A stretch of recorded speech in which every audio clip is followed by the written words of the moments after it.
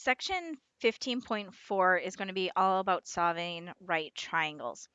What's going to happen is that you will be given some information from the triangle and then you'll have to solve the missing pieces. So whether it's angles and or missing sides. One thing to remember from geometry of last year is that capital letters usually denote the angles. So you can see how it's labeled here.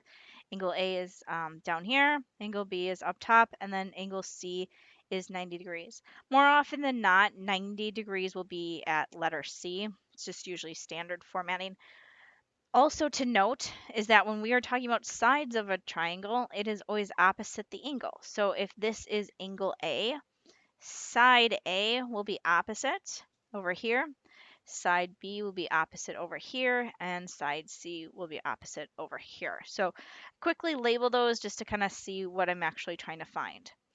Now, the first thing that they give us is that angle B is 28 degrees and 40 minutes. So we're going to put that right in here. And one of the things that is missing is angle A. So we need to find angle A. So we look at the three angles, and we should know that in a triangle they add up to 180, or more specifically, A plus B are complementary, meaning that they add up to 90. So to find angle A, what we're going to do is we're going to take 90 degrees, and we're going to subtract 28 degrees and 40 minutes. Remember, we're going to borrow from over here, so that's 89 degrees, so that's going to be 61 degrees, and then that becomes 60 and 20 minutes. So right away we find angle A. We can label that over here in our triangle as well.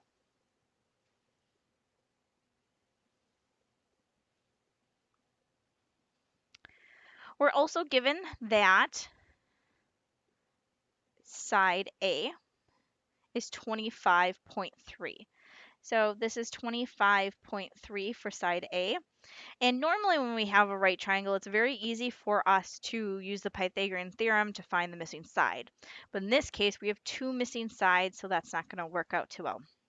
So what we do is we actually use the ratios of a right triangle and trig functions to figure out what those are.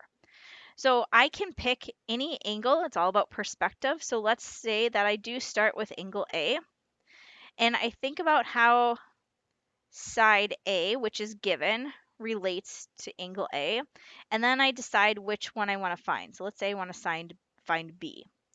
How does side A and side B relate to angle A? Well, this is side opposite, and this is side adjacent, again, in reference to A. And if I think about what trig function uses opposite and adjacent, that would be tangent. So tangent of angle A equals A over B. And then I can kind of fill in what I have. Tangent of 61 degrees in 20 minutes equals 25.3 over B. So here's one way I can calculate B. We see that in that formula. Now let's back up a little bit and let's say I didn't use that. Let's say instead I want to use angle B. From angle B, and I have A and B, how do those relate? Well, this is from angle B. This is now side opposite, and this is side adjacent. So from here, again, tangent of angle B equals B over A. Now remember, those are co-functions, so you can kind of see how they play a part in the opposites or the reciprocals. So I fill that in. Tangent of 28 degrees in 40 minutes equals B over 25.3. Now, either one of these is going to solve for B, and you'll see what happens. To get B by itself on the left side, I'll multiply both sides by B. So we'll get B times tangent of 61 degrees in 20 minutes equals 25.3. To get B by itself, what you're going to do is divide by tangent of 61 degrees in 20 minutes. And you'll see that you will get B by itself then. So what you want you to do is pause the video and put 25.3 and then divide it by tangent of 61 degrees and 20 minutes.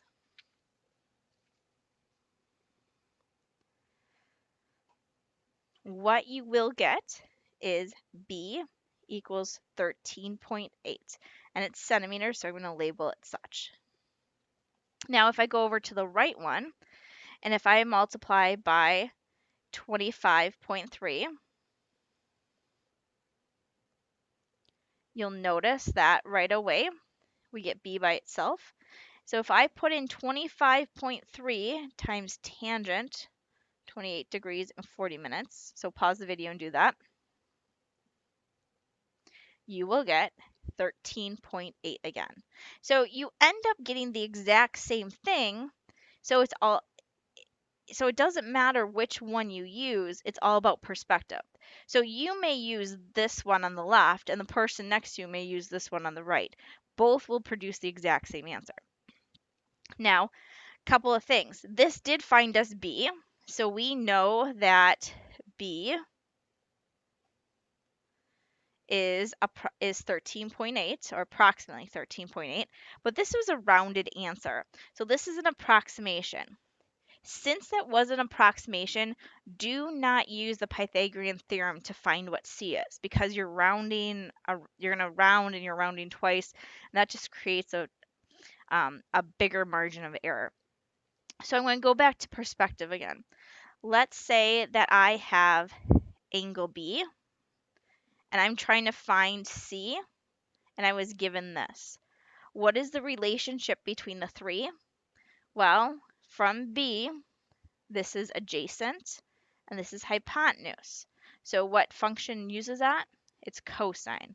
Cosine of 28 degrees is 40 in 40 minutes equals 25.3 over C.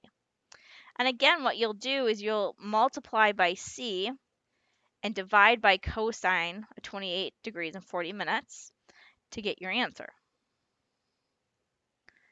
Now, did you have to use angle A or angle B? No, you could have used angle A and used sine, but again, they're going to yield the same answer. When you put this in your calculator, you're going to get an approximate answer of 28.8 centimeters. So I have found all the missing pieces, all three sides and all three angles. In example number 2, you should be given this diagram. Here's A, here's B, and here's C. And you need to, again, find the missing pieces. As you can see, you're given absolutely no angles whatsoever. You are given that side A, so remember that's opposite of angle A, is 44.25, and side B is 55.87. So the first thing I'm going to do is because I am given two sides of a triangle is I'm going to use the Pythagorean theorem to solve for side C. So when you do that, C squared equals 55.87 squared plus 44.25 squared.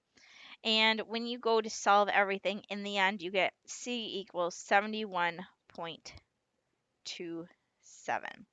centimeters. And because this is rounded to 2 decimals, that's why I rounded to 2 decimals.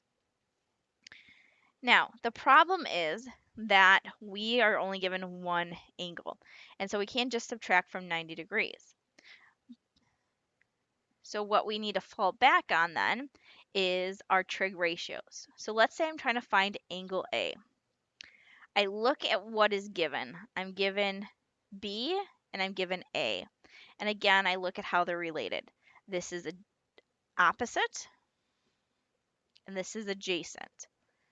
What we're going to use again is tangent of angle A equals A over B. We don't know what angle A is, so that's our unknown. A is 44.25 and B is 55.87. Now, what we mentioned yesterday is how you can find that angle to break that tangent up is by doing the arctangent. So I will do the arctangent of the quantity 44.25 over 55.87. Make sure you do this entire thing in one keystroke into your calculator and making sure you have the parentheses in the proper place. And again, make sure your calculator is in degrees. What you will get, and we'll round this off, is that you will get angle A is 38.38 degrees. Now, since we know that it has to be complementary, we can certainly subtract from 90 degrees to find that missing side. Otherwise, we can do what we did, but this time from angle B, and this time tangent of B is equal to opposite, which is now 55.87 over 44.25. I'll use the arctangent to figure out what that angle will be. So go ahead, pause the video, type this in.